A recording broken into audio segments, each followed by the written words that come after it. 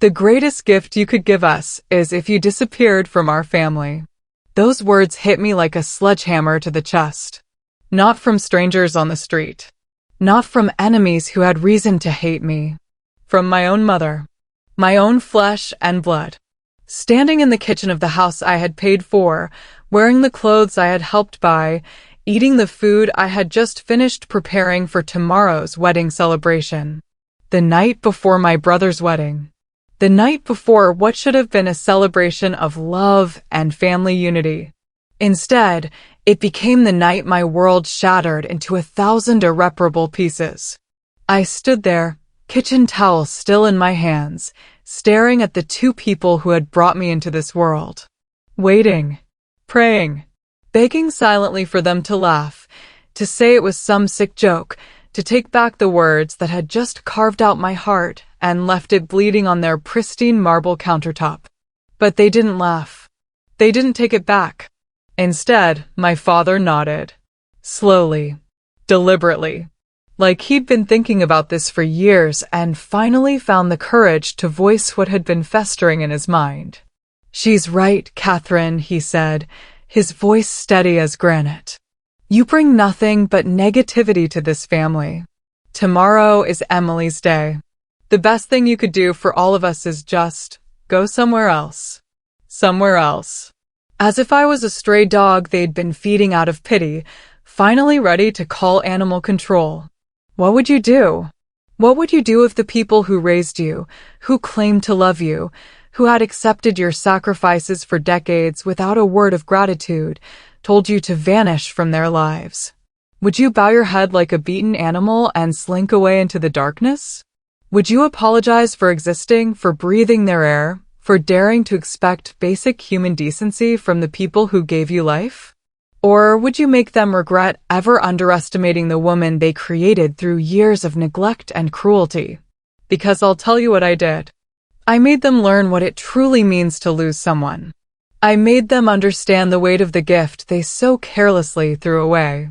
I made them realize that when you tell someone to disappear, sometimes they take you at your word, and sometimes they take everything they gave you with them. But before I tell you about the reckoning, let me tell you how we got here. Let me paint you a picture of 35 years of systematic emotional torture disguised as family love. I was 8 years old when I first realized I was different from my sister Emily. Not different in the way children are naturally different, with unique personalities and interests and dreams. Different in the way that mattered to my parents. Different in the way that would shape every interaction, every decision, every moment of love or disappointment for the rest of my childhood. Emily was 4. Golden-haired, blue-eyed, with a laugh that sounded like wind chimes in a gentle breeze. She was the princess and I was the servant. And somehow, without anyone ever explicitly saying so, we all accepted this as the natural order of things. While Emily played with her dolls, I was in the kitchen learning to cook. "Catherine needs to help Mommy," they'd say, as if it was my privilege, my honor to stand on a step stool stirring soup while my little sister watched cartoons. By the time I was 10, I was cooking full meals. By 12, I was doing Emily's laundry along with my own. By 14, I was practically raising her while my parents worked or socialized or simply chose to focus their attention anywhere but on the daughter who actually needed guidance. Emily never had chores. Emily never had consequences. Emily never had to earn love. It was simply given to her, unconditionally and abundantly, like sunshine after rain. When Emily brought home AC on her report card, it was celebrated. "Oh honey, math is so hard. You tried your best." When I brought home straight A's, it was expected. "That's nice, Catherine. Make sure you keep it up." When Emily helped set the table, she was praised for 10 minutes. "Look how responsible Emily is. What a good girl." When I cooked an entire Thanksgiving dinner at 16 because my mother was too tired, I got a nod and a request to clean up the kitchen before bed. The message was clear, even if it was never spoken aloud. Emily was precious. Catherine was useful. Emily was a gift to be treasured. Catherine was a tool to be used. Emily was the daughter they wanted. Catherine was the daughter they were stuck with. And I internalized every bit of it. I told myself that if I just worked harder, if I just gave more, if I just made myself indispensable, maybe they would see my worth. Maybe they would love me the way they loved her. I was wrong. The inequity only grew worse as we got older. Emily went to private school. She needs the extra attention. I went to public school.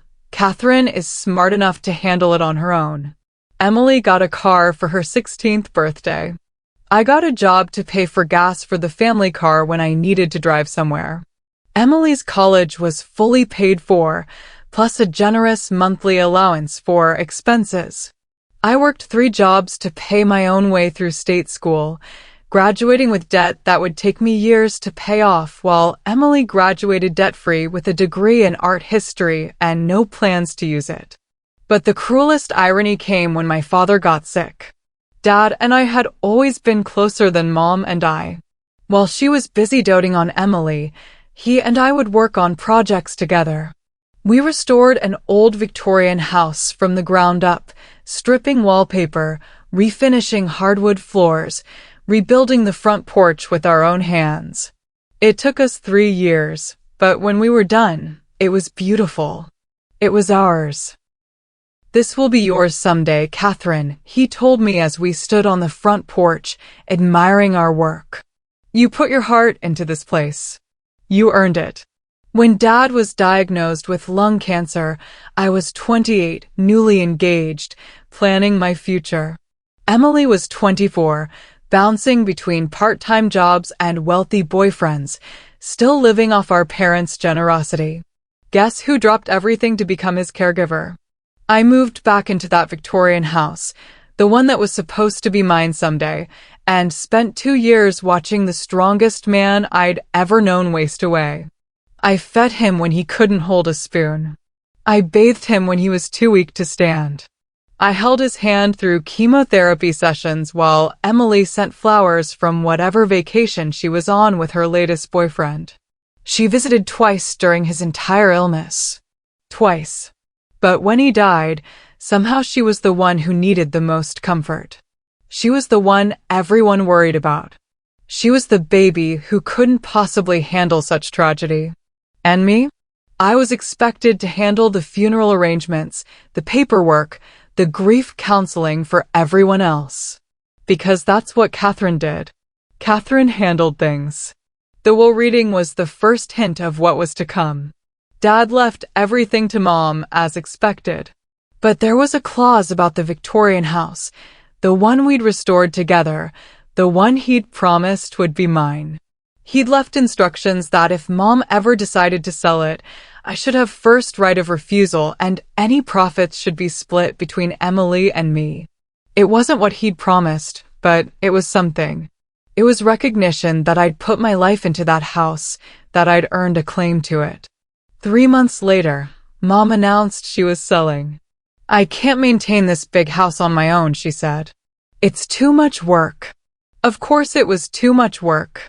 She'd never done any of the work. That had been my job for the past 2 years. I couldn't afford to buy the house myself. I'd used all my savings caring for Dad, taking unpaid leave from my job to be his full-time caregiver.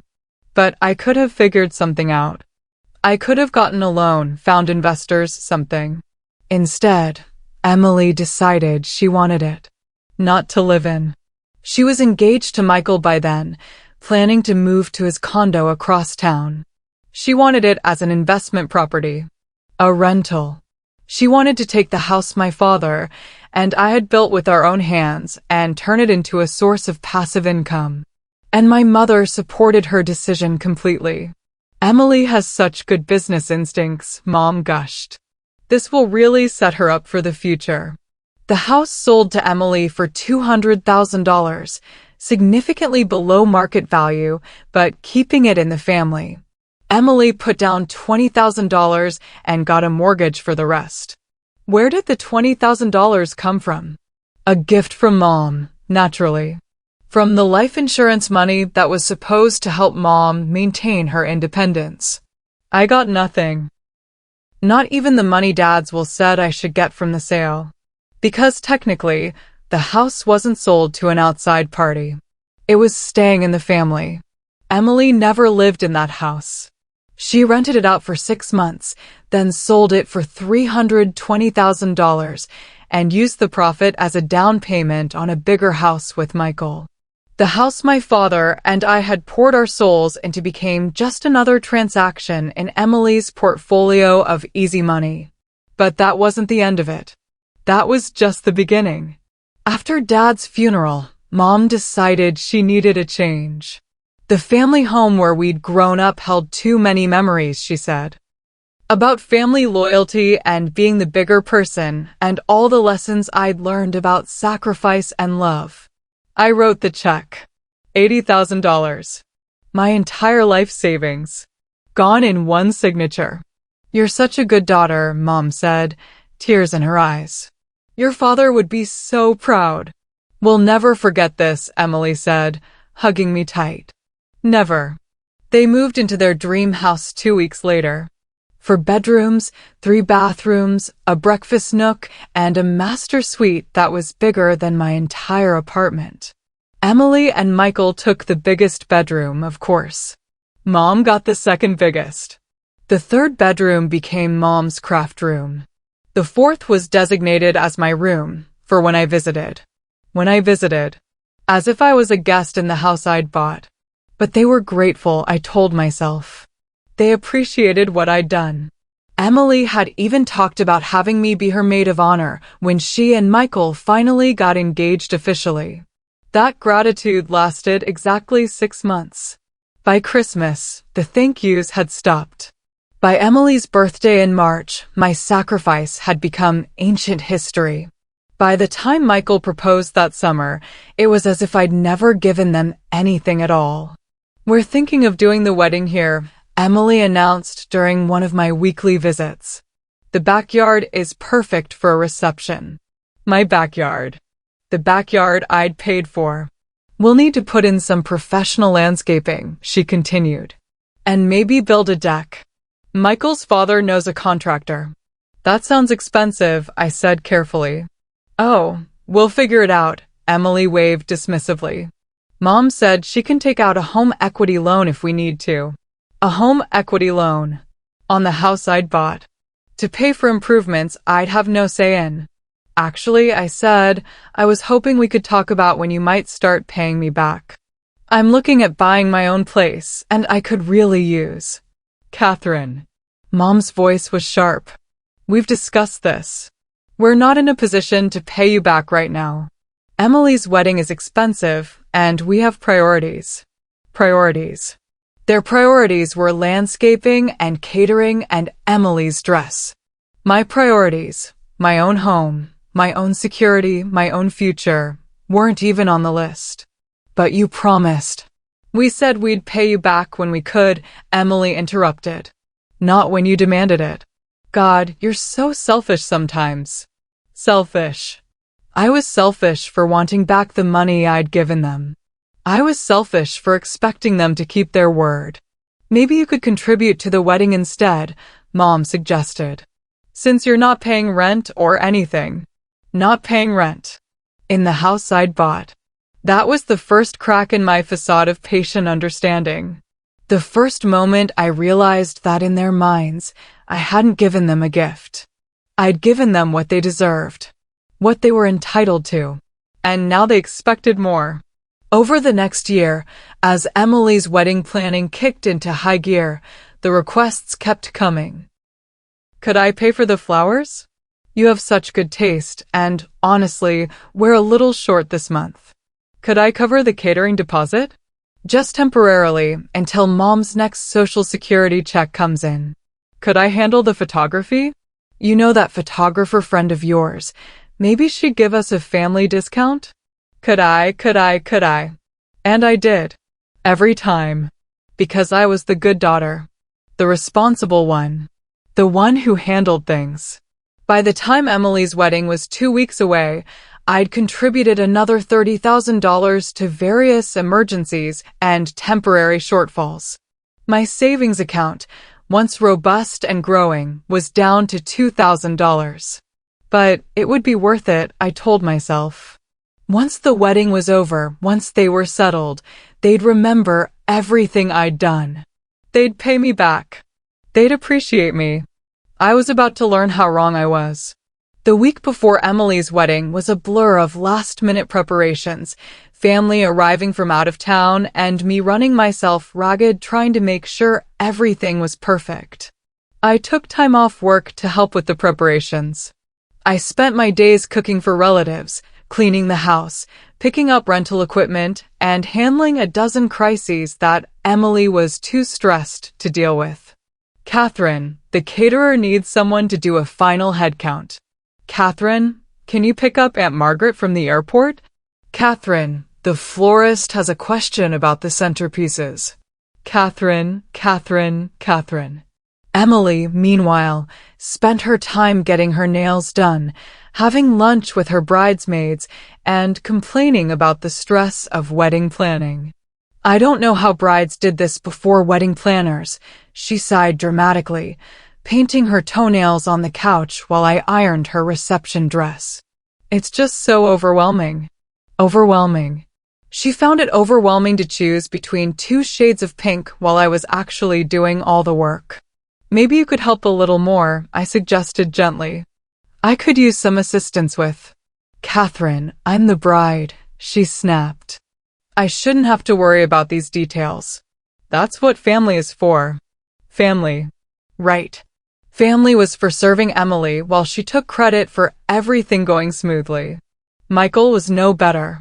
He spent the week playing golf with his groomsmen and letting Emily handle all the wedding stuff, which really meant letting me handle all the wedding stuff while Emily took spa days. Mom was completely useless, fluttering around like a nervous bird and making everything more complicated. Are you sure the flowers are the right color? She'd ask every few hours. Do you think we ordered enough champagne?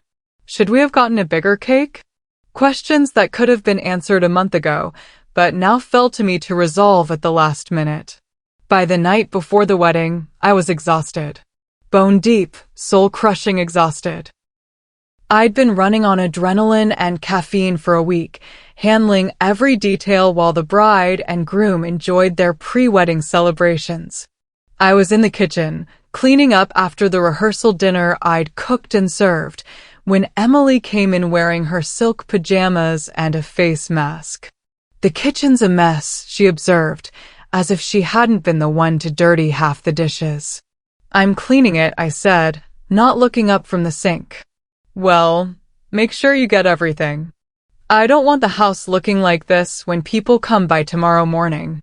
I paused, my hands still in the soapy water. Emily, I've been cleaning for 3 hours. Maybe you could. Could what? Catherine, I'm getting married tomorrow. I need my beauty sleep. Some of us can't look good without effort. The dig hit home. Emily had always been the pretty one, the one who turned heads without trying. I'd always been the plain one, the one who worked twice as hard for half the recognition. Besides, she continued, you don't mind, do you? You're so good at this domestic stuff. It's like you were born for it. Born for it. Born to serve her. Born to clean up her messes and handle her responsibilities while she took all the credit. Actually, I said, setting down the dish I was washing, I do mind. I've been doing everything this week while you've been. While I've been what? Her voice was sharp now, dangerous. While I've been preparing for the most important day of my life. While I've been trying to make sure everything is perfect for our family celebration. Our family celebration. In the house I'd bought. With the food I'd cooked. Using the decorations I'd arranged. I just think maybe you could help a little more, I said quietly. I'm tired, Emily. I've been working nonstop and I could use some. Oh my God, Catherine. Emily exploded. Are you seriously making my wedding about you? Are you seriously that selfish? Selfish. There was that word again. I'm not making it about me. I'm just asking for some help with. With what? With the basic things any decent sister would do without complaining? With the bare minimum of effort for family. Bare minimum. Cooking every meal, cleaning every mess, handling every crisis. That was the bare minimum. You know what? Emily's voice had gone cold, calculating. I think I know what the problem is. You're jealous. Jealous. You're jealous that I'm getting married and you're still alone. You're jealous that I have everything you want and you have nothing. The words hit like physical blows. Not because they were true, but because they revealed what she really thought of me. How little she valued everything I'd given up for her. That's not. You can't stand that tomorrow is my day. You can't stand that for once, you're not the center of attention. So you're trying to ruin it by being difficult and demanding. Emily, I've given you everything.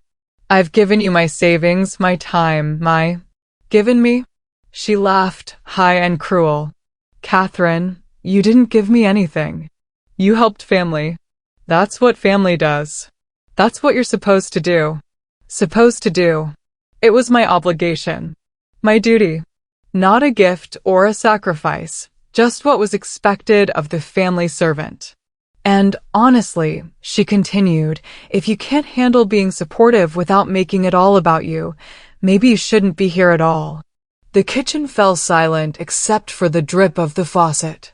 Emily stood there in her silk pajamas, beautiful and cruel, waiting for me to apologize. Waiting for me to bow my head and accept my place. Instead, I said, "What did you just say?" I said maybe you shouldn't be here if you can't be supportive. Are you uninviting me from your wedding?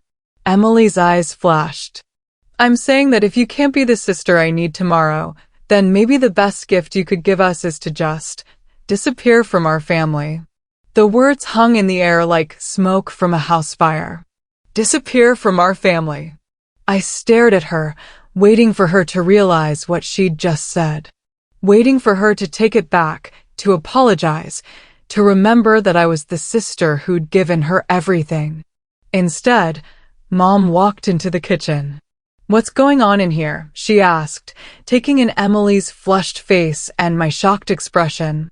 Catherine's being difficult about tomorrow, Emily said smoothly. She's complaining about helping with the wedding preparations. Catherine. Mom's voice was disappointed, tired. Tomorrow is Emily's day. Can't you just be supportive? I am being supportive, I said, my voice barely above a whisper. I've been doing everything. Exactly, Emily interrupted. You've been doing everything and then complaining about it. Making me feel guilty for having a wedding at all. That wasn't what had happened. That wasn't even close to what had happened. But I could see in Mom's face that she believed Emily's version. Maybe Emily's right, Mom said slowly. Maybe it would be better if you stayed somewhere else tonight. Let Emily have some peace before her big day. Stayed somewhere else. In the house I'd paid for. The night before the wedding I'd helped plan and finance. Are you asking me to leave? Mom and Emily exchanged a look. A look that said they'd been thinking about this. Planning this. We're asking you to think about what's best for Emily, Mom said. What's best for the family? And what's best, Emily added, her voice sweet as poison, is if you disappeared from our family. At least for tonight. There it was again. Disappear from our family.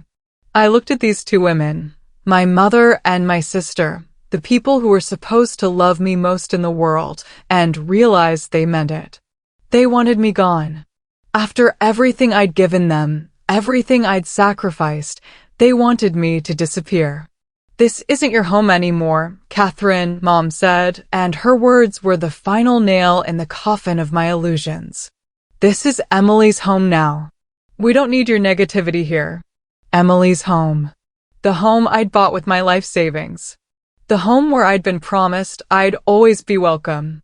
I stood there in the kitchen, my kitchen, that I'd paid for, holding a dish towel and staring at the two people who'd just erased me from their lives with casual cruelty. Fine, I said quietly. Emily smiled, thinking she'd won. Thinking I was surrendering like I always did. She had no idea what she'd just unleashed. I went upstairs to pack my bag in silence. Each item I folded and placed in my suitcase felt like another piece of my old self being put away forever. The Catherine who bent over backward for people who didn't appreciate her. The Catherine who sacrificed herself for the promise of love that never came. The Catherine who believed that family meant something more than convenience and exploitation. That Catherine was dying in this bedroom that was supposed to be mine, but had never really belonged to me. As I packed, I could hear Emily and Mom downstairs, their voices light and cheerful now that the problem had been removed. Emily was laughing about something, probably already planning how to turn this room into something else once I was permanently gone. The sound of that laughter, carefree and cruel, was what finally broke the last chain holding me to my old life. I zipped up my suitcase and walked downstairs. Emily was showing Mom something on her phone, both of them giggling like schoolgirls.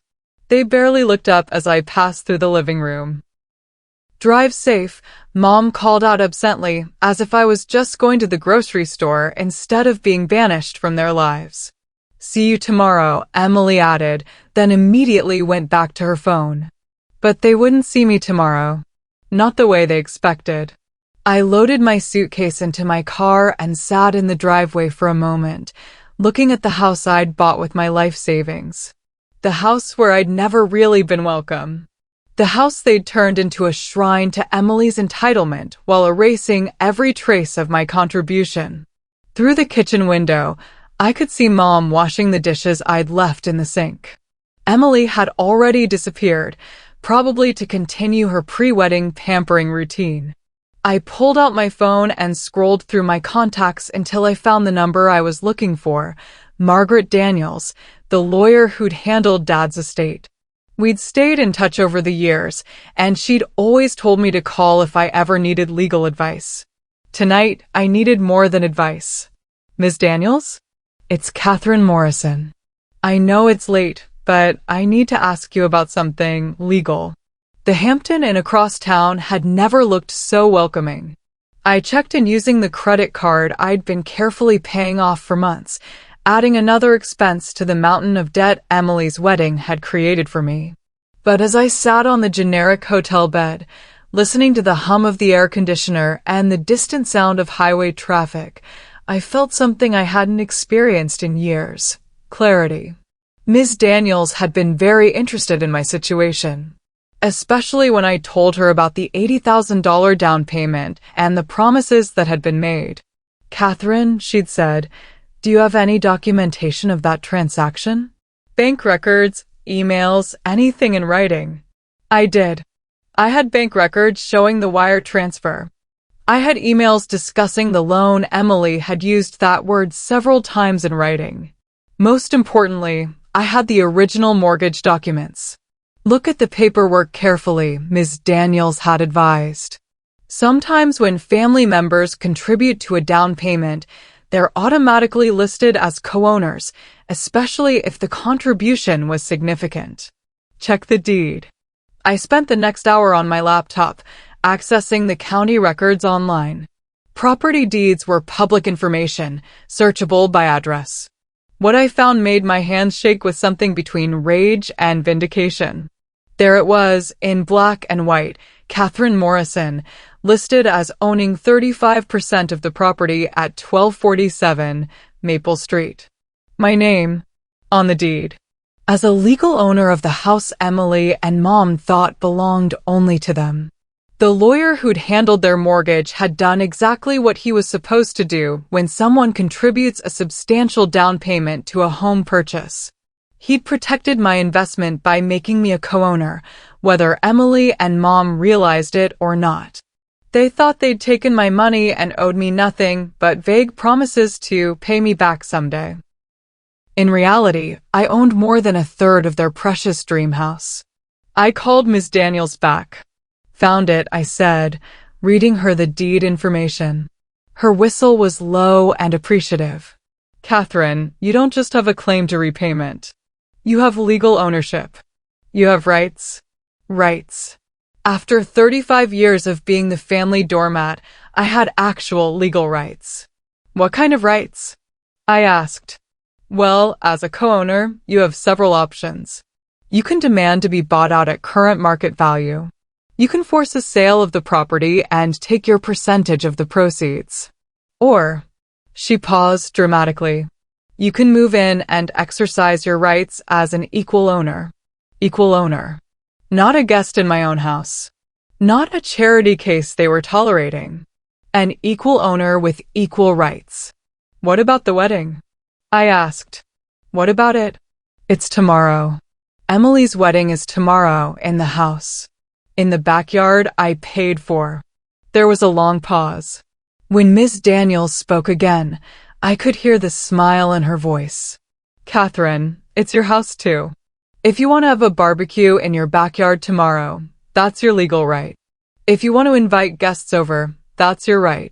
If you want to revoke permission for other people to use your property for their events. She let the implications hang in the air. My property. My backyard. My rights. For the first time in hours, I smiled. Ms. Daniels, what would happen if I decided to exercise those rights tomorrow? Well, that would depend on what exactly you decided to do. But legally speaking, you'd be well within your rights to make decisions about your own property. I thanked her and hung up, my mind racing with possibilities. Outside my hotel window, the city was settling into its Friday night rhythm. People were going to bars, meeting friends, living their lives without being used and discarded by the people who were supposed to love them. Tomorrow was supposed to be Emily's perfect day. Her dream wedding in her dream house, surrounded by family and friends who would celebrate her happiness and tell her how beautiful she looked. But it wasn't her dream house. It was our house. And she'd just told me to disappear from our family. I opened my laptop again and started making phone calls. I didn't sleep that night. I spent the hours until dawn methodically working through my plan, making calls, sending emails, and preparing for what would either be the most satisfying day of my life or the moment I destroyed what was left of my family forever. By 6 a.m., I'd set everything in motion. The first call had been to Riverside Gardens, the venue where Emily's reception was supposed to take place. The contract was in my name. I'd been the one to put down the deposit and sign the paperwork, since Mom's credit wasn't good enough and Emily was too busy with wedding planning to handle the details. MS. Morrison, I'm showing that your event is scheduled for tomorrow evening, the venue coordinator had said when I called at midnight. Is everything all right? I need to cancel, I'd said simply. Cancel? But the event is tomorrow. I'm afraid our cancellation policy. Check your contract, I'd interrupted. I believe there's a clause about family emergencies. There was. I'd read the fine print carefully when I'd signed it, thinking about what would happen if Dad's health took a turn for the worse. The venue would refund 50% of the payment if the cancellation was due to unforeseen family circumstances. This definitely qualified. I understand there will be a cancellation fee, I'd continued. Please charge my credit card on file and send me the cancellation confirmation in writing. By 6 a.m., I had the email confirmation. Emily's dream reception, the one she'd spent months planning, the one that was supposed to cap off her perfect day, no longer existed.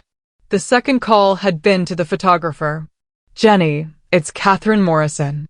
I need to cancel tomorrow's wedding shoot. Jenny Martinez had been my friend since college. She'd given Emily a substantial discount as a favor to me, and I'd been the one to coordinate all the details since Emily couldn't be bothered to return phone calls promptly. Cancel? Catherine, what happened? Family emergency, I'd said, using the phrase that was becoming my theme for the night. I'll pay the cancellation fee, of course.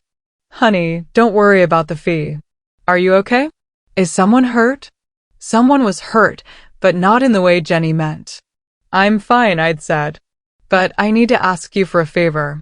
Don't take any calls from Emily or my mother tomorrow. Don't let them talk you into showing up anyway. This needs to be a clean break. Jenny had agreed, confused but trusting my judgment. The third set of calls had been to the florist, the musicians, and the catering company for the at-home portion of the reception. Emily had booked these vendors, but I'd been the one paying the bills.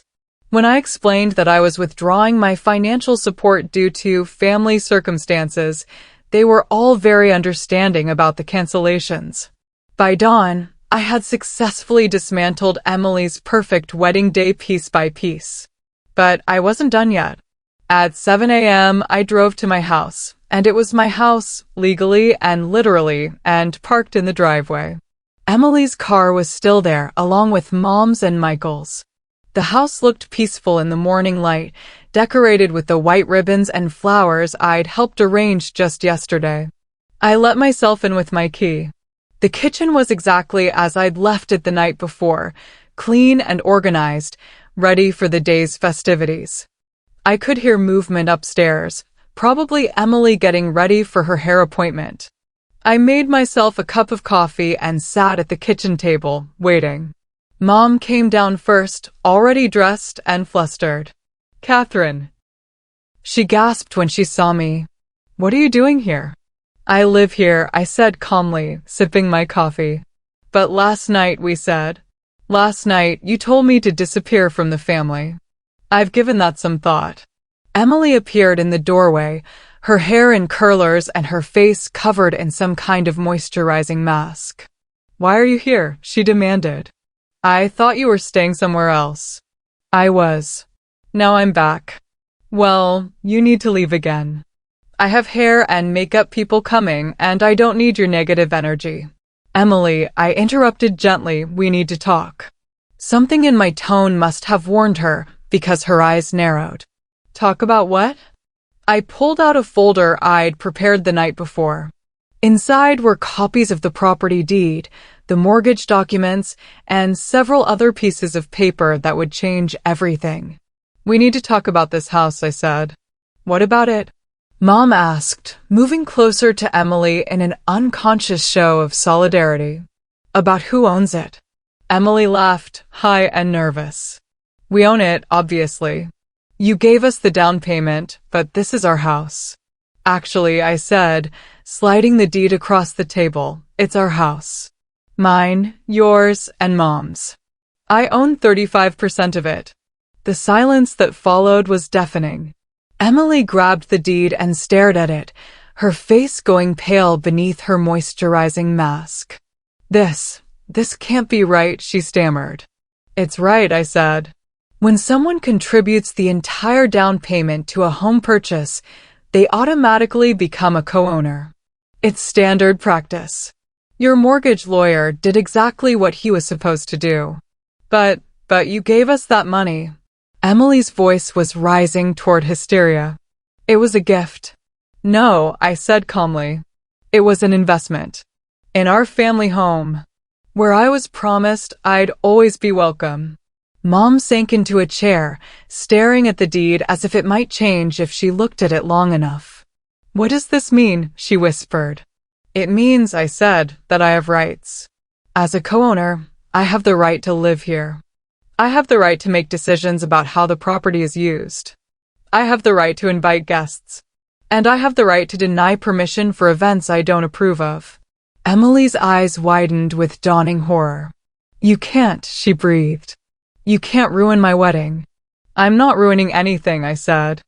"I'm simply exercising my rights as a co-owner of this property." "What rights?" Emily demanded.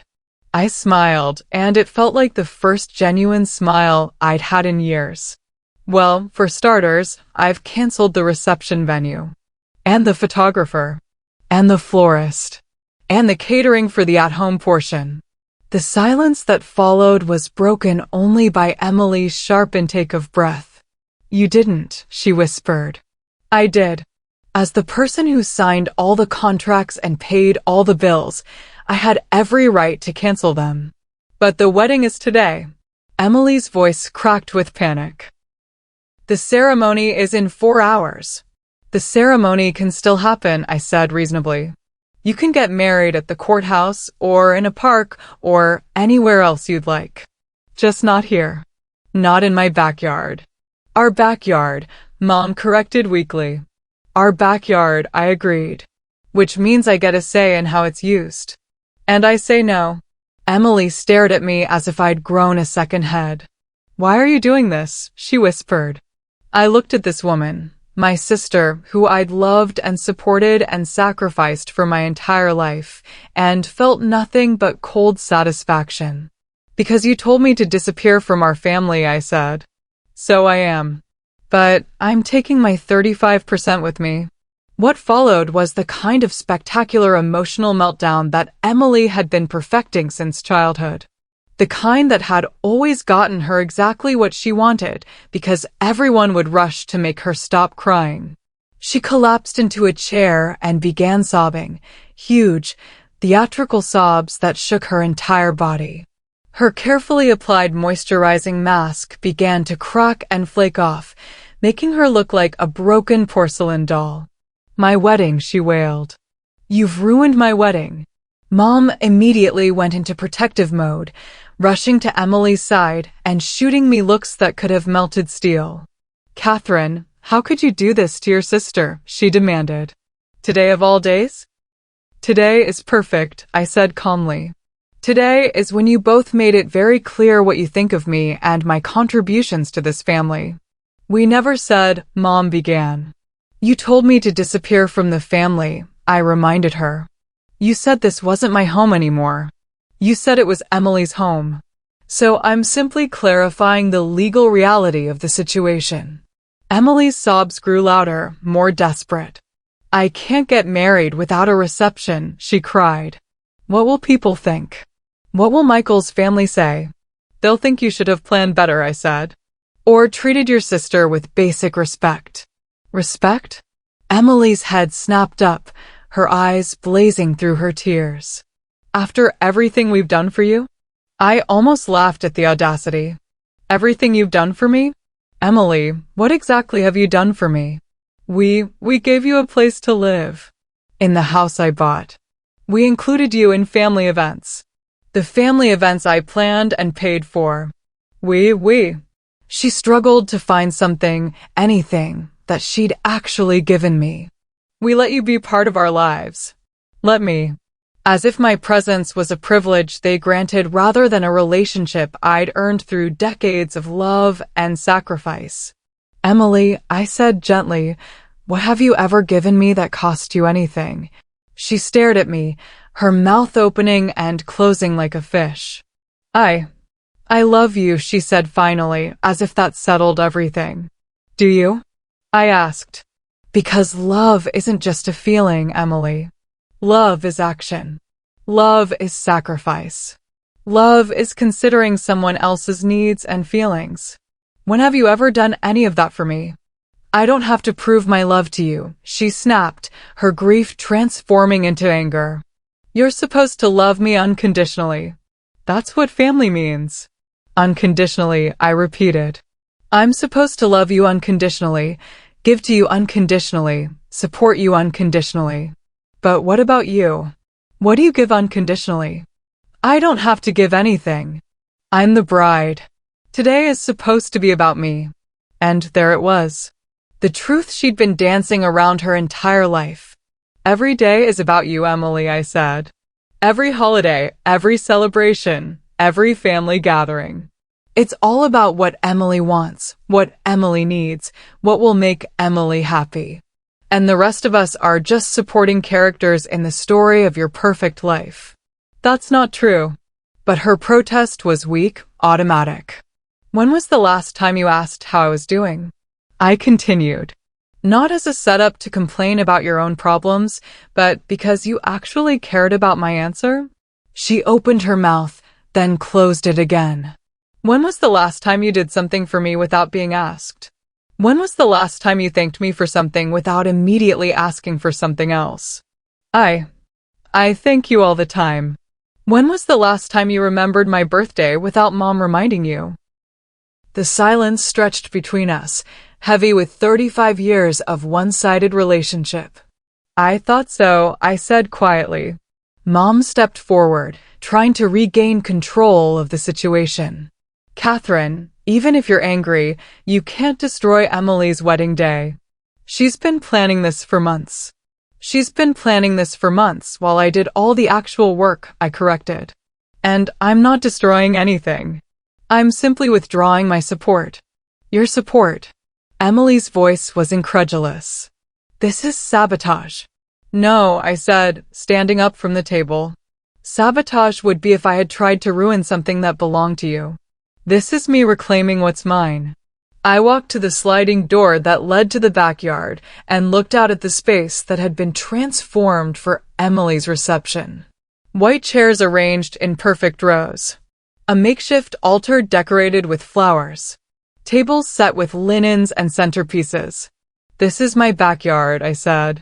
These are my tables and chairs. I paid the rental fee. These are my flowers. I paid the florist. This is my house. I paid the down payment. I turned back to Emily and Mom. And these are my decisions to make. Emily's face was flushed with rage now, all traces of her earlier tears gone. You can't do this, she shrieked. It's not legal. I'll sue you. Sue me for what? I asked. For exercising my rights as a property owner? For canceling contracts I signed and paid for? Good luck with that. You're crazy, she continued. You're having some kind of mental breakdown because you can't stand that I'm happy. Happy, I repeated. Are you happy, Emily? Really? Because from where I'm standing, you look like someone who's built her entire life on other people's sacrifices and is now panicking because the foundation is crumbling. I built my own life. With whose money? Whose labor? Whose constant support and sacrifice? That's what family does. No, I said firmly. That's what I did. That's what you took for granted. And now it's over. Mom tried one more time to salvage the situation. Catherine, please. We can work this out. After the wedding, we'll sit down and figure out how to pay you back. Pay me back. I laughed, and the sound was bitter even to my own ears. Mom, you've had 2 years to start paying me back. Instead, you've asked for more money. You've treated me like a bank account with legs. That's not true. It is true. And you know it. Deep down, you both know that you've used me until there was nothing left to use, and then you decided I was inconvenient. I looked around the kitchen one more time, the kitchen I'd cleaned countless times in the house I'd bought, for the family that had just told me to disappear. So I'm disappearing, I said. Just like you asked. But I'm taking my 35% with me. Emily made one last desperate attempt. What if we pay you back right now? Today? Before the wedding? I raised an eyebrow. You have $110,000 lying around? Her face fell. Of course she didn't. I'll get a loan, she said frantically. Michael's father. Well, what? Give you 6 figures on a few hours' notice to pay back money you pretended was a gift. It's not impossible. Emily, I said gently, even if you could get the money today, it wouldn't change anything. What do you mean? I mean the damage is done. You've shown me exactly what I mean to you. Money won't fix that. She stared at me, finally beginning to understand that this wasn't a negotiation. This wasn't one of her childhood tantrums that could be solved by giving her what she wanted. This was the end of everything she'd taken for granted. So what happens now? Mom asked quietly. I picked up my purse and headed for the door. Now you figure out your own problems, I said. Just like I've been doing my whole life. Where are you going? Emily called after me. I paused at the door and looked back at them. These 2 women who had shaped my life with their selfishness and cruelty, who had taken my love and generosity and twisted it into obligation and entitlement. I'm going to disappear from your family, I said. Just like you asked. And I walked out the door of the house I'd bought, leaving them to clean up the mess they'd made of Emily's perfect day. But I wasn't done yet. Not even close. I drove to my hotel and checked out, then drove to a coffee shop across town to wait for the phone calls I knew were coming. I didn't have to wait long. My phone started ringing at 10 a.m., just as Emily's hair appointment would have been starting. I let it go to voicemail. Then it rang again. And again. By 11 a.m., I had 17 missed calls and 12 voicemails. I listened to them in chronological order, watching Emily's emotional state deteriorate in real time. The first few were angry, demanding that I stop this nonsense and fix what I'd broken. Emily's voice was shrill with rage and disbelief. "Catherine, I don't know what kind of game you think you're playing, but it's not funny. Call me back right now and fix this." The middle voicemails were panicked negotiations. "Okay, maybe we can work something out. Maybe we can pay you back some of the money. Call me." The later ones were pure desperation. "Catherine, please, I'm begging you. People are going to start arriving soon. Michael's grandmother flew in from Florida. His whole family is here. Please don't humiliate me like this." The final voicemail was just sobbing. I deleted them all without calling back. At noon, my phone rang with a number I didn't recognize. I answered. "Catherine? This is Michael, Emily's groom." I'd always liked Michael. He was kind and hardworking, and he genuinely seemed to love Emily despite her flaws. But he'd also enabled her entitled behavior by going along with all her demands and never challenging her to be better. "Hello, Michael. Catherine, Emily is. She's not handling this well. Can you please tell me what's going on?" His voice was calm, reasonable. He was trying to be the adult in the situation, which I could respect even if it was too little, too late. "What's going on," I said, "is that your fiancé told me to disappear from the family, and I'm honoring her request. But the wedding can proceed exactly as planned. Just not at my house and not with my money." There was a long pause. "Your house," he said finally. "Didn't Emily tell you? I own 35% of that house. The down payment I made wasn't a gift. It was an investment that made me a legal co-owner." Another pause, longer this time. She said you had given them money to help with the house." "I did. $80,000. My entire life savings. But legally, that made me a co-owner, not a benefactor." "And you're using that to cancel the wedding?" "I'm using that to reclaim my property and my dignity. The wedding can happen anywhere else." "Catherine," Michael said, and I could hear the desperation creeping into his voice, "my whole family is here. My grandmother, my aunts and uncles, people who traveled across the country. Emily's friends, her cousins, everyone is expecting. Everyone is expecting Emily to have thought through the consequences of her actions," I interrupted. "Everyone is expecting the bride to have treated her family with basic respect. Everyone is expecting a lot of things that Emily failed to deliver. But this will humiliate her." "Michael," I said gently, "Emily humiliated herself. I'm just refusing to clean up her mess this time. What if?" He paused, thinking. "What if we move the ceremony? Right now, today? Found another venue. That's between you and Emily. But it won't be at my house. And the reception? The catering, the music, all of that. All canceled. Emily will need to make new arrangements. In 4 hours? Michael, I planned Emily's entire wedding in less time than that when your original venue fell through last month. If she'd put half the effort into being a decent sister that she put into picking out napkin colors, none of this would be happening." He was quiet for a long moment. "She really hurt you, didn't she?" he said finally. The unexpected sympathy in his voice almost broke my composure. "She destroyed me," I said quietly. "They both did. For 35 years, I gave them everything I had, and last night they told me the best gift I could give them was to disappear." "I didn't know," he said, about any of it. The money, the house, the way they've treated you. Emily never told me. Emily never tells anyone the parts of the story that make her look bad." "What can I do?" he asked. "To fix this?" "Nothing," I said. This isn't your mess to fix, Michael. It's hers. But I love her. I know you do. And maybe that love will be enough to help her become the person you think she is. But I can't sacrifice myself to enable her anymore. So this is really it? You're really not coming back. I thought about that house, with its perfect kitchen and its beautiful backyard and its rooms full of memories that had never really belonged to me.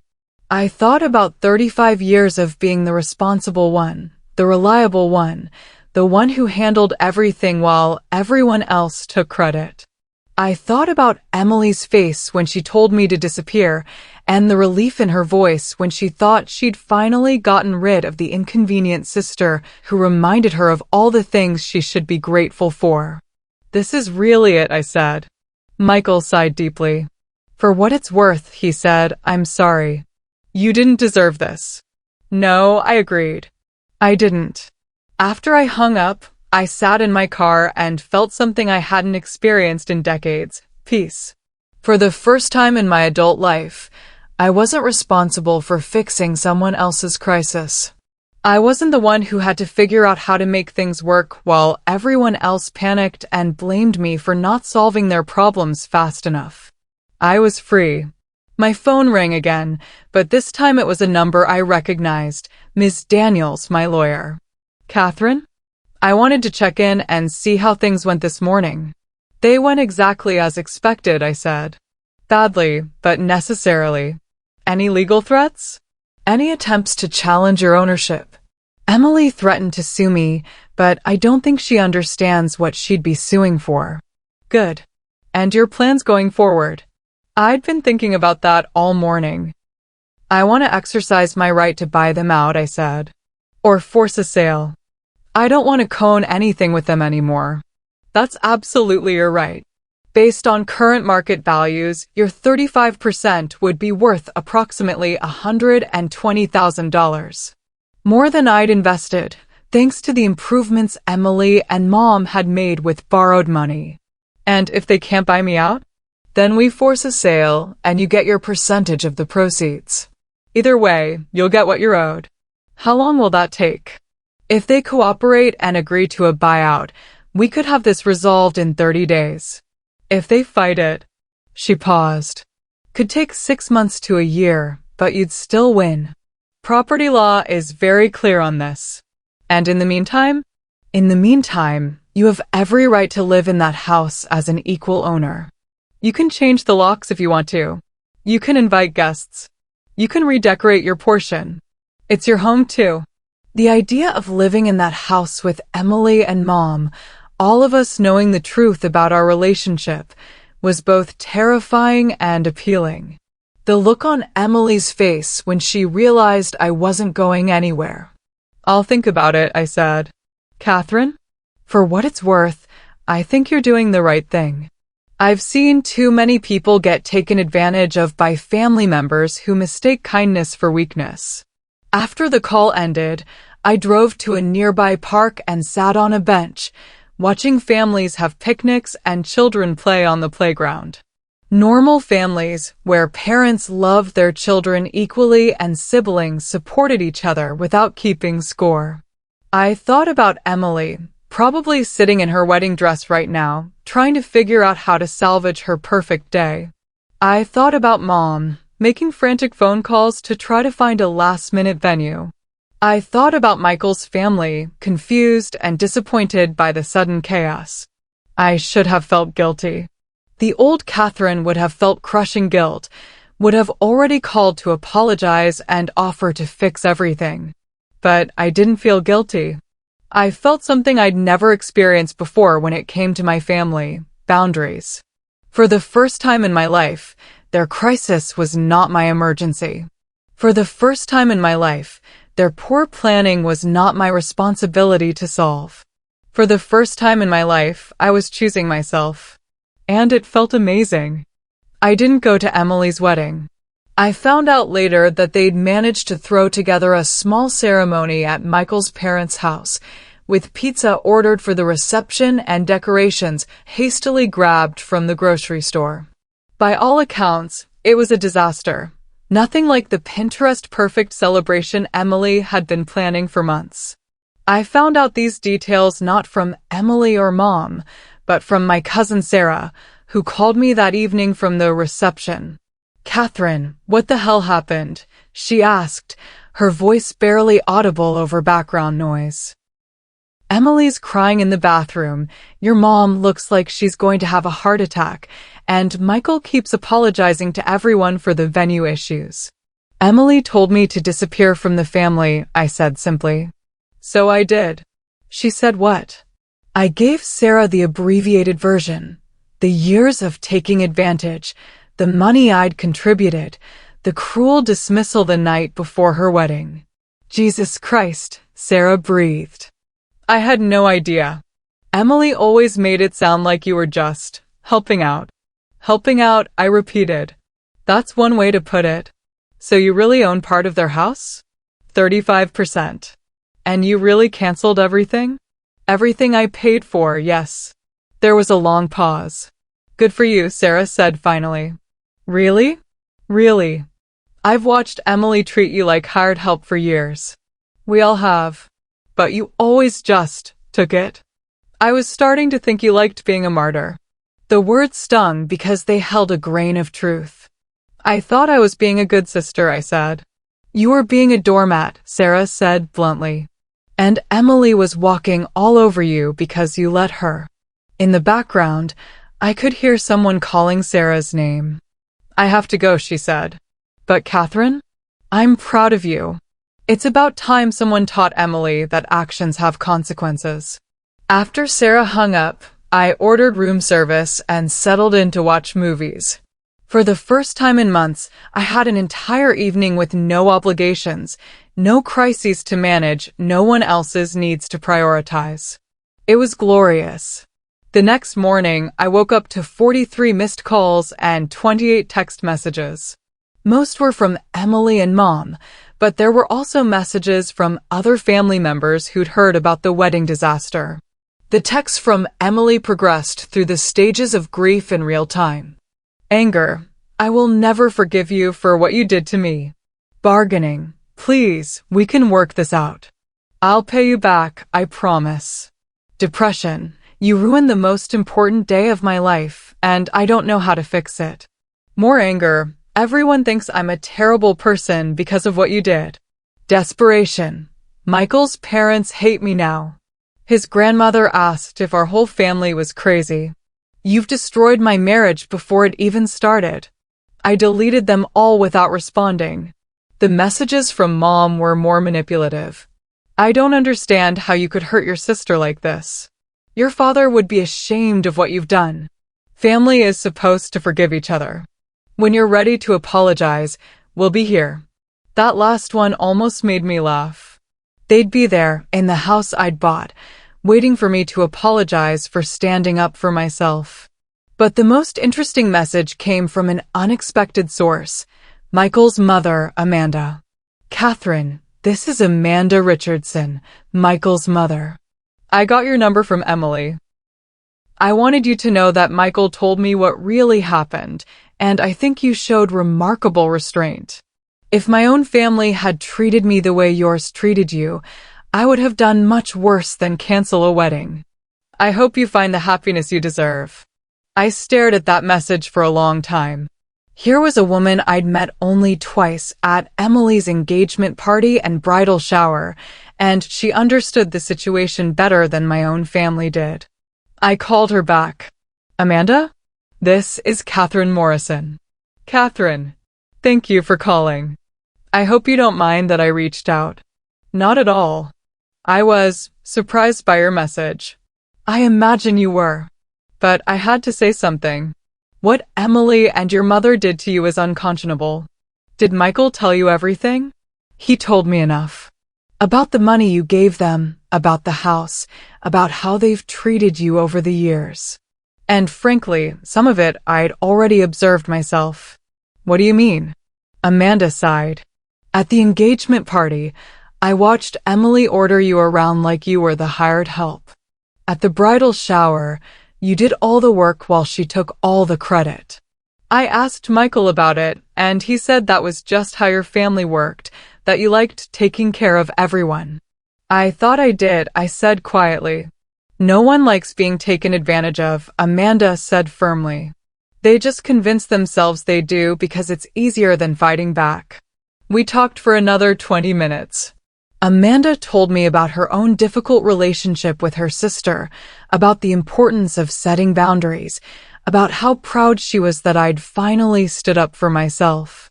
Michael is devastated, she admitted. Not about the wedding disaster. He couldn't care less about the flowers and the fancy venue. He's devastated because he's realized that the woman he married is capable of treating family the way Emily treated you. What will he do? I don't know. But I do know that Emily is going to have to change if she wants to keep him. And change doesn't come easy to people who've never had to face consequences for their actions. After I hung up with Amanda, I made a decision. I called Ms. Daniels. I want to force the sale, I said. Are you sure? That's the nuclear option. Once we start that process, there's no going back. I'm sure. I don't want to own anything with them anymore. I want my money back, and I want to be done. All right. I'll draft the paperwork today. They'll have 30 days to either buy you out at fair market value or agree to put the house on the market. And if they refuse? Then we go to court, and a judge orders the sale. But Catherine, they won't refuse. They can't afford to fight this, and they know it. The legal papers were served on a Tuesday morning, 3 weeks after Emily's disastrous wedding. I wasn't there to see their faces when they opened the envelope, but I heard about it from Sarah, who'd stopped by to check on Mom and walked into what she described as a complete meltdown. Emily was screaming that you were trying to make them homeless, Sarah told me over lunch. Your mom was crying and saying she didn't understand how her own daughter could be so cruel. And what did you say? I said that maybe they should have thought about that before they told you to disappear from the family. According to Sarah, neither Emily nor Mom had any real understanding of property law. They'd assumed that my threat to force a sale was just that, a threat meant to scare them into treating me better. The idea that I actually had the legal right to make them sell the house they considered theirs was a shock that sent them both into panic mode. Emily keeps saying it's not fair, Sarah reported. That you gave them the money willingly, so you shouldn't be able to take it back. What does she think willingly means? I asked. I gave them the money because they promised I'd always have a home with them. They broke that promise. Have you heard from them directly? Emily's called a few times. I don't answer. I didn't tell Sarah about the voicemails Emily had been leaving. They'd evolved from angry demands to tearful pleas to bitter accusations and back again. The latest one had been particularly pathetic. Catherine, please, I'm begging you. We can't afford to buy you out. We barely make the mortgage payments as it is. If you force us to sell, we'll have nowhere to go. Mom will have to move in with Aunt Linda, and you know how much she hates that. Please don't do this to us. I know I said some things I shouldn't have, but I was stressed about the wedding. I didn't mean it. You're my sister, and I love you. Please call me back. I deleted it without a second thought. The 30-day deadline came and went without any response from Emily or Mom. Ms. Daniels filed the necessary paperwork to force a sale, and the house was officially put on the market. That's when the real pressure campaign began. Extended family members started calling, people I hadn't heard from in years, all of them somehow informed about the family situation, and all of them with opinions about what I should do. Catherine, it's your Aunt Linda. I heard about this business with the house. Don't you think you're being a little harsh? Emily's just a young woman who made a mistake. Emily was 28 years old and married. Hardly a child who didn't understand consequences. Catherine, this is Cousin Robert. Mom told me what's happening with Emily's house. Family is family, you know? Maybe you should forgive and forget. Forgive and forget. The motto of every family that enabled bad behavior by refusing to hold anyone accountable. Catherine, it's Uncle Dan. Look, I don't know all the details, but making your sister homeless seems pretty extreme. Can't you work something out? No one who called had any interest in hearing my side of the story. They'd all gotten Emily's version. Poor Emily, the victim of her cruel sister's inexplicable revenge. They didn't want to know about the years of exploitation, the broken promises, the casual cruelty of being told to disappear from my own family. They just wanted me to be the bigger person, to swallow my pain and fix everything so their own lives could go back to normal. I stopped answering calls from numbers I didn't recognize. But the pressure campaign wasn't just coming from extended family. Emily had also launched a social media offensive, posting vague messages about family betrayal and learning who your real friends are that generated dozens of supportive comments from people who had no idea what had actually happened. Sarah showed me some of the posts during one of our lunch meetings. "Look at this one," she said, scrolling through Emily's Facebook page.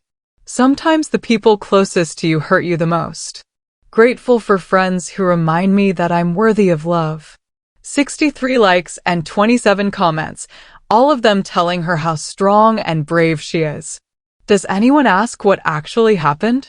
A few people, but Emily just says it's too painful to talk about and she's focusing on healing.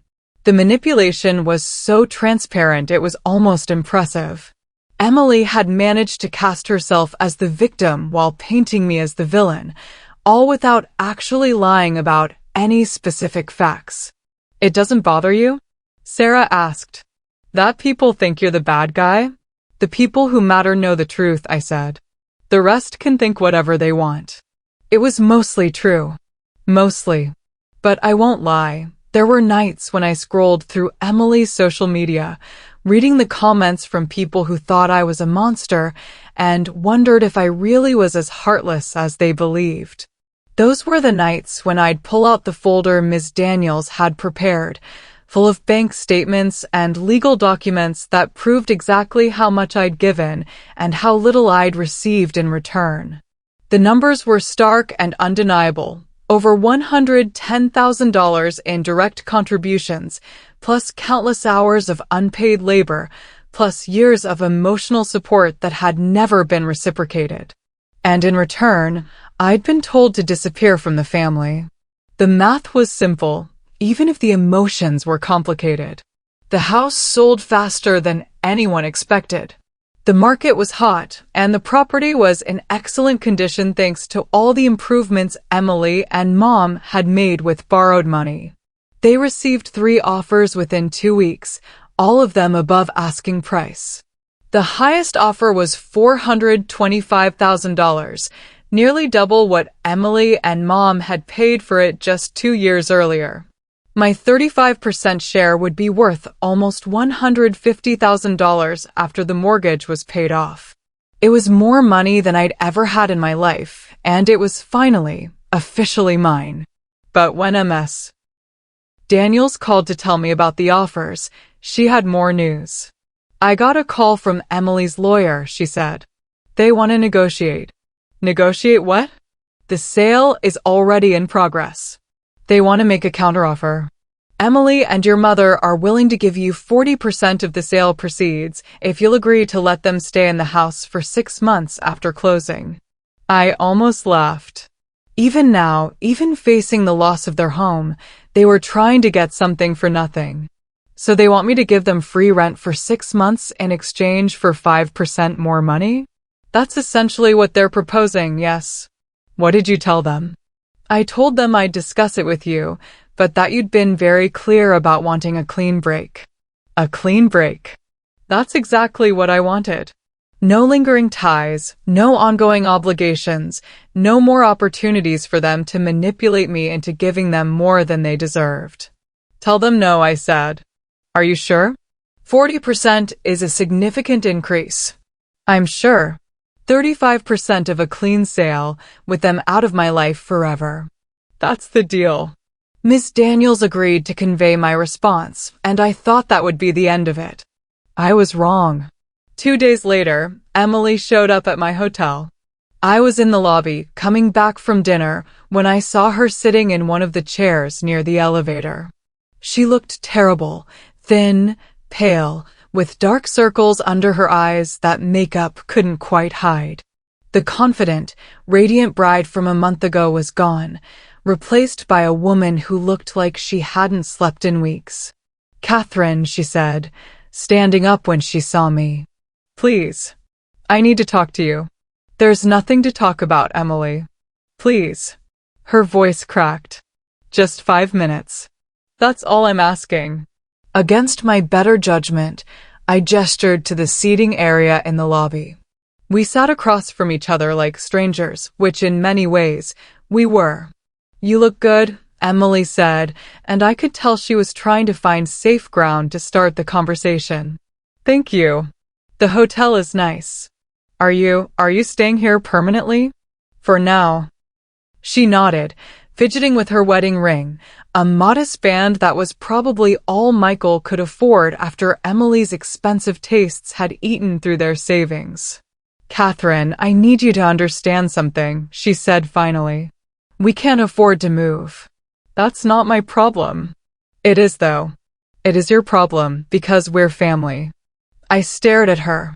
After everything that had happened, she still thought she could play the family card. "We were family when you told me to disappear," I said quietly. "I didn't mean that." "Yes, you did. You meant every word." Emily's eyes filled with tears, but I'd seen her cry too many times to be moved by it anymore. Okay, maybe I did mean it in that moment. But I was stressed and scared, and I said things I shouldn't have said. People make mistakes when they're emotional. Emily, this wasn't a mistake. This was the culmination of 35 years of you treating me like your personal servant. That's not true. When was the last time you asked me how I was doing? She opened her mouth, then closed it. When was the last time you did something for me without being asked? Again, silence. When was the last time you thanked me for something without immediately asking for something else? I thank you all the time. Emily, you've never thanked me. Not once. Not for the money, not for the work, not for the years I spent taking care of everyone while you lived your perfect life. I did thank you. When? When you gave us the down payment, I said. You said you'd never forget it. And then you forgot it 6 months later. Emily was crying openly now, but her tears felt manipulative rather than genuine. She'd always been able to cry on command when she wanted something. What do you want me to do? She asked. Grovel? Beg? Tell me what you want, and I'll do it. I want you to let me go. What? I want you to accept that this relationship is over. I want you to stop calling, stop texting, stop sending other people to guilt me into changing my mind. I want you to take your share of the house sale and build a life that doesn't depend on my sacrifice. But we're sisters. No, I said firmly. We're not. Sisters support each other. Sisters care about each other's feelings. Sisters don't tell each other to disappear from the family. I said I was sorry. You said you didn't mean it. That's not the same thing as being sorry. Emily stared at me, finally beginning to understand that this wasn't a negotiation. This wasn't another crisis she could manipulate me into solving. So that's it? She asked. 35 years of family, and you're just done? Emily, we haven't been family for years. We've been a business relationship where I provide services and you take them for granted. The only difference now is that I'm closing the business. She sat there for a long moment, tears streaming down her face, looking for all the world like a lost child. I don't know how to do this without you, she whispered finally. And there it was. The admission I'd been waiting 35 years to hear. I know, I said gently. But that's something you're going to have to learn. Emily left without another word, and I never saw her again. The house closed 3 weeks later. After all the fees and expenses were paid, my share came to $147,000, more than enough to start over completely. I used part of the money to buy a small townhouse in a different part of the city, far enough away that I wouldn't accidentally run into Emily or Mom at the grocery store. It wasn't fancy, but it was mine, legally, financially, and emotionally mine in a way the Victorian house had never been. The rest of the money went into investments and emergency fund that would ensure I'd never again be financially vulnerable enough to be exploited by people who claimed to love me. Ms. Daniels handled all the legal paperwork, and I didn't have to see Emily or Mom even once during the closing process. They were out of the house and out of my life, exactly as I'd wanted. I thought that would be the end of the story. I thought I could close this chapter of my life and move on to whatever came next. But 3 months after the house sale, I got a phone call that changed everything. "Catherine, this is Michael, Emily's husband." I hadn't spoken to him since the day before the wedding disaster. "Hello, Michael. I hope you don't mind me calling. I got your number from your cousin Sarah. What can I do for you?" There was a long pause. "Emily and I are getting divorced," he said finally. I should have felt some kind of satisfaction, some sense of vindication. Instead, I felt nothing but sadness for everyone involved. "I'm sorry to hear that. Are you?" The question surprised me with its directness. "Yes," I said, and realized I meant it. "I'm sorry that Emily couldn't be the person you thought she was. I'm sorry that your marriage became collateral damage in our family dysfunction. Can I ask you something?" "Of course." "Did you know? When you canceled the wedding, did you know it would lead to this?" I thought about it carefully before answering. "I knew it would change things," I said. "I knew Emily would have to face consequences for the first time in her life. But I didn't set out to destroy your marriage, Michael. That wasn't my goal." "What was your goal?" "To stop being a victim. To reclaim my dignity. To show Emily that actions have consequences." Michael was quiet for a moment. "She never changed," he said finally. "After the wedding, after the house sale, after everything that happened. She never took responsibility for any of it. She spent our entire marriage blaming you for ruining her life instead of looking at why you felt the need to protect yourself. And you couldn't live with that?" "I couldn't live with being married to someone who was capable of treating family the way she treated you. If she could be that cruel to her own sister, what did that say about who she really was?" It was a fair question and an insightful one. "What will you do now?" I asked. "Start over, I guess. Figure out who I am when I'm not making excuses for someone else's bad behavior." I understood that feeling better than almost anyone. "For what it's worth," I said, "I think you're making the right choice. You deserve someone who shares your values." "Thank you. That means a lot coming from you." After Michael hung up, I sat in my new living room, looking around at the space I'd created for myself. It was quiet and peaceful, decorated with things I'd chosen because I liked them, not because they impressed anyone else or served someone else's needs. For the first time in my adult life, I was truly alone. No family obligations, no one else's crises to manage, no one else's needs to prioritize above my own. It should have been lonely. Instead, it felt like freedom. 6 months after my new beginning, I ran into Mom at the mall. I was shopping for plants for my garden when I saw her coming out of a department store, looking older and more fragile than I remembered. She saw me at the same time I saw her, and for a moment we just stared at each other across the crowded corridor. Then she walked over. "Catherine," she said quietly. "Mom." We stood there awkwardly, two women who shared decades of history but no longer had any idea how to talk to each other. "How are you?" she asked finally. "I'm well. You?" "I'm managing. I'm living with your Aunt Linda now. It's an adjustment." I nodded, but didn't offer any solutions or support. The old Catherine would have immediately started problem solving, would have offered money or help or at least emotional comfort. The new Catherine recognized that Mom's housing situation was a consequence of her own choices, not my responsibility to fix. "Emily's struggling too," Mom continued. The divorce, the move, she's having a hard time. Again, I just nodded. Emily's struggles were also consequences of her choices. She misses you, Mom said, and I could hear the manipulation in her voice, the attempt to guilt me into reaching out. No, I said gently. She misses what I did for her.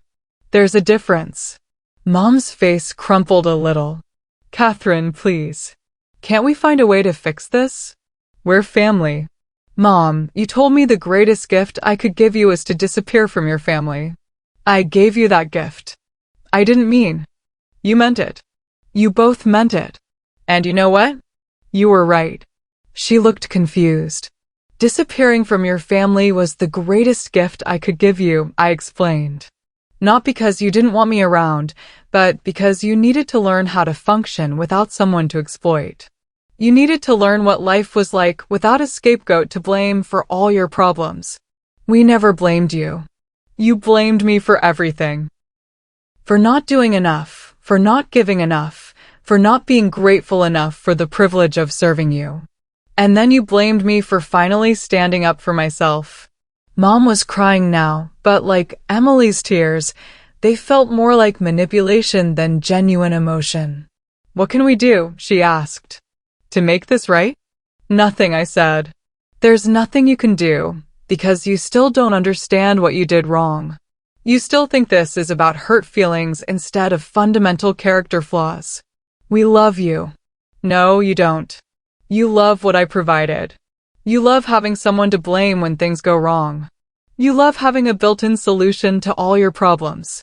But you don't love me because you never bothered to find out who I actually am underneath all the services I provided. I picked up my shopping bags and started to walk away. Catherine, wait. I turned back. You want to know the truth, Mom? Disappearing from your family was the greatest gift I could give myself too.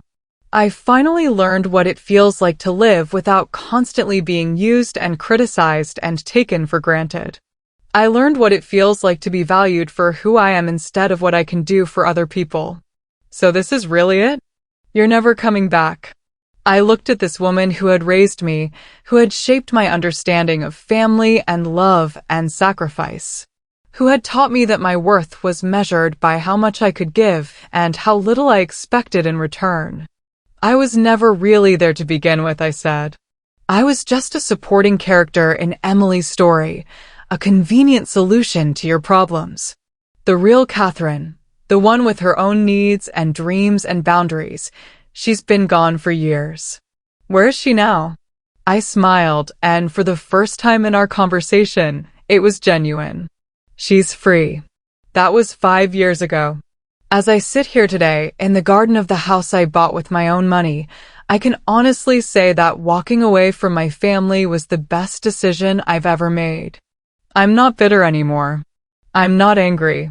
I'm not even particularly sad about the relationships I lost, because I finally realized they were never really relationships at all. They were transactions disguised as love, obligations disguised as family bonds. I've built a new life surrounded by people who value me for who I am, not what I can do for them. I have friends who celebrate my successes without immediately asking for favors. I have neighbors who check on me when I'm sick without expecting me to cook them dinner in return. I have a community of people who understand that love is supposed to be reciprocal, not extractive. Emily and I have no contact. According to Sarah, she's remarried to someone who apparently enables her entitled behavior even more than Michael did. She's still posting on social media about how hard her life is and how grateful she is for the people who really love her. Some people never learn. Mom died 2 years ago. Aunt Linda called to tell me about the funeral, assuming I'd want to attend. I sent flowers but didn't go. I'd said everything I needed to say to her in that mall corridor 5 years earlier. I don't regret that decision. I don't regret any of the decisions I made during that awful week when my family showed me who they really were. Because here's what I learned. When people show you who they are, believe them. When someone tells you to disappear from their life, don't spend your energy trying to prove your worth. Instead, Take them at their word and give them exactly what they asked for. Sometimes the greatest gift you can give someone who doesn't value you is the gift of your absence. Sometimes the greatest gift you can give yourself is the courage to walk away from people who mistake your kindness for weakness. Sometimes the greatest gift you can give the world is to stop enabling bad behavior and start demanding the respect you deserve. Emily was right about one thing. The greatest gift I could give them was to disappear from their family. She just never understood that it would be the greatest gift I could give myself too. I'm free now. Free from their expectations, their crises, their constant demands for more while giving nothing in return. Free from the exhausting work of trying to earn love from people who were never capable of giving it. Free to be the person I was always meant to be, before I learned to shrink myself to fit into other people's selfish plans. And that freedom? That peace? That sense of finally being enough exactly as I am?